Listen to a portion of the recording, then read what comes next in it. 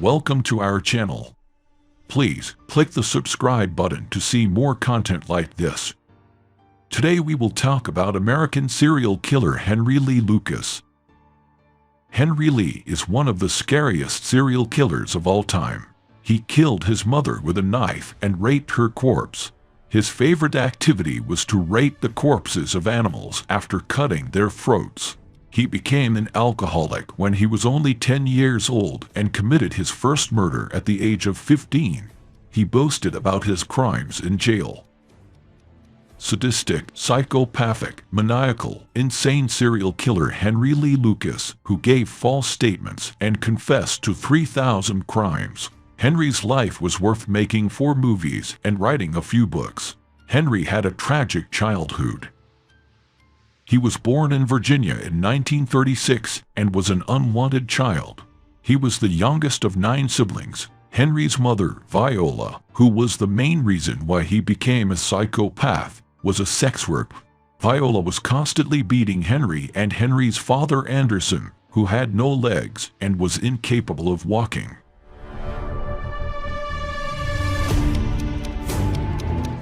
There is no clear cause of Anderson's death. It varies from source to source. According to one source, Viola killed Anderson in front of Henry. Another source says that alcoholic Anderson froze to death in the street because he drank too much. Let's talk about Henry's mother, Viola. As we mentioned earlier, she was a sex worker. Viola did not like boys and treated Henry like a girl. For example, she would dress Henry in girls' clothes, put ribbons in his hair, and send him to school in such outfits. When he was at home, she wanted him to dress up and dance for her. She would kill Henry's pets right in front of him. Viola hated Henry.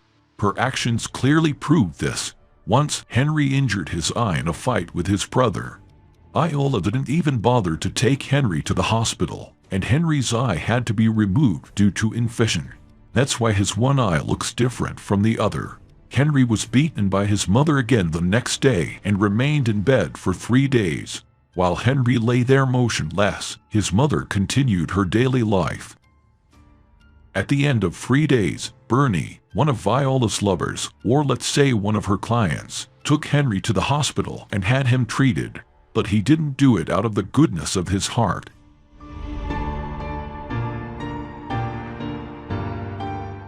This same man who rescued Henry from his mother and had him treated in the hospital taught Henry how to kill and rape animals. According to some sources, this man was Henry's half-brother. In one of his statements, Henry admitted that when he was 13, his favorite activity was to slit the throats of small animals and rape them. He committed his first murder at the age of 15. Henry took a 17-year-old girl into the woods, offered her intimacy, and when she refused, he killed her and raped her dead body. Afterwards, he buried the body in the forest. He confessed this crime years later after being caught. The police did not know about this murder prior to this confession. 3 years after this murder, Henry was sentenced to 4 years in prison for several cases of theft. He managed to escape from prison twice, but failed to avoid being caught. While Henry was in prison, he corresponded with a woman with whom he was considering having a serious relationship. After his prison term was over, Henry started living with his half-sister, Opal. He was planning on marrying the woman he had been corresponding with while in prison. But Henry's mother didn't want Henry to marry. Since she was no longer self-sufficient in terms of health, she invited Henry to live with her to take care of her.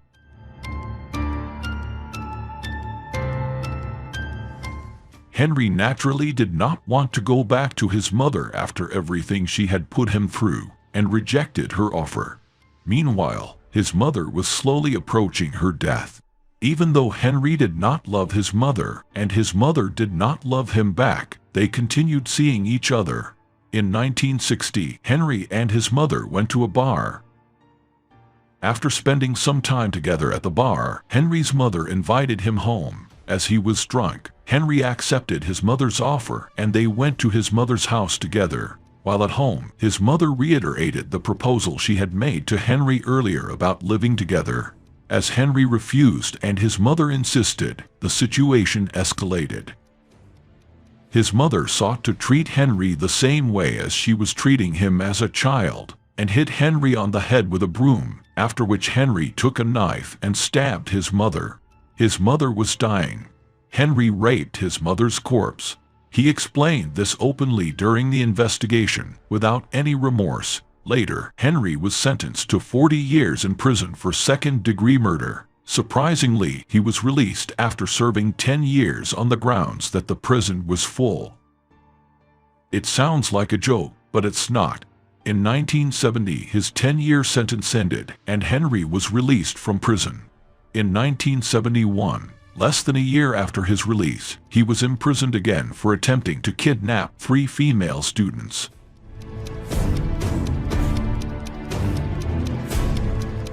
During this 5-year imprisonment, he continued to correspond with the person he had planned to marry during his previous prison adventure. Henry was released from prison, and the couple finally got married. After staying married for 2 years, Henry started showing his true colors by harassing his wife's half-sister. Then his wife divorced Henry. For a while, Henry traveled from town to town.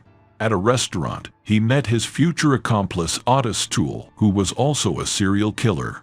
Otis was a cannibal who ate the flesh of his victims after killing them. The Henry-Otis duo got along very well, and they became lovers in a short time. This time, Henry was attracted to a man. After a while, Henry moved into Otis' house. In this house, Henry, Otis, and Otis's cousin Becky lived together. Becky was only 15 years old, a mentally disabled young girl left without love. Since Henry was the first person who made her feel special, Becky became emotionally attached to him uncontrollably in a very short time. Henry and Becky were spending romantic time together at Otis' house. After a while, Henry decided to break up with his boyfriend Otis and became lovers with Becky, who was still a child. Henry and Becky started traveling. After a while, they decided to settle down. At this point, they meet a humble man named Moore who arranged a farmhouse for Henry and Becky. On top of that, he got Henry a job. Here Henry introduced himself to everyone as Becky's husband. It should be recalled that Henry was 45 years old at this time, and Becky was not even 15.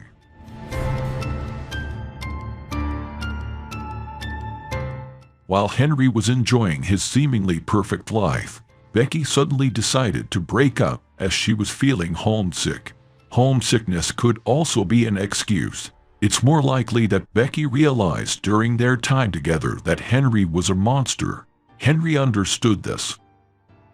On August 23, 1982, Moore dropped Henry and Becky off at the bus stop and returned home, leaving them alone to say their final goodbyes. A day later, Henry returned to the farmhouse and told Moore that Becky went to her hometown without any problems. There has been no news from Becky since then.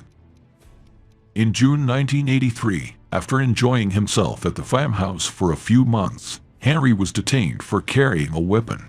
Strangely enough, after being in prison for 5 days, he told guards that he wanted to testify and confess to all the crimes he had committed during 10 years, and that he would detail them one by one.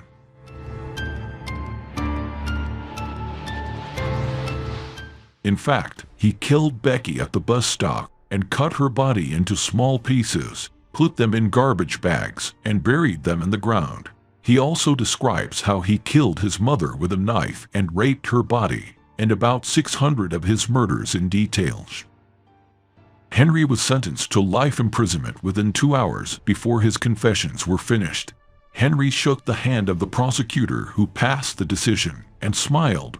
"Good job," he said. He continued his confessions throughout his imprisonment.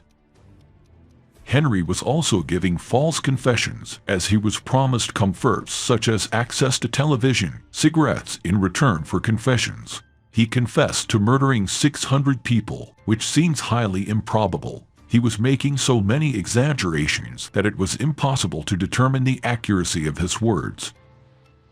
Here are some of the words used by Henry in his statements. I think one of the essential parts of my life is to have intercourse with the dead. I kill almost everyone I go on a date with. It's always been that way. A living woman has no value to me. I enjoy having sex with the dead more than having sex with living beings.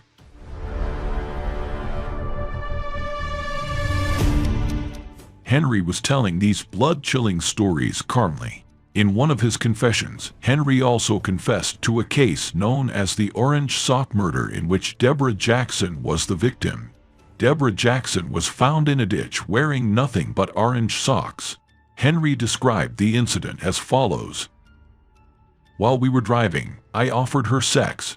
When she refused, I grabbed her by the collar. She tried to jump out of the car. She resisted so much that I almost lost control of the car and had an accident. I pulled over and strangled her. She died. Then I had sex with her corpse. Then he buried her with only her socks on. After this confession, Henry was given the death penalty. Just one day before his execution in 2001, Henry died of heart failure at the age of 64. Henry had gained the reputation of being America's most prolific serial killer and was at the center of media attention for a very long time.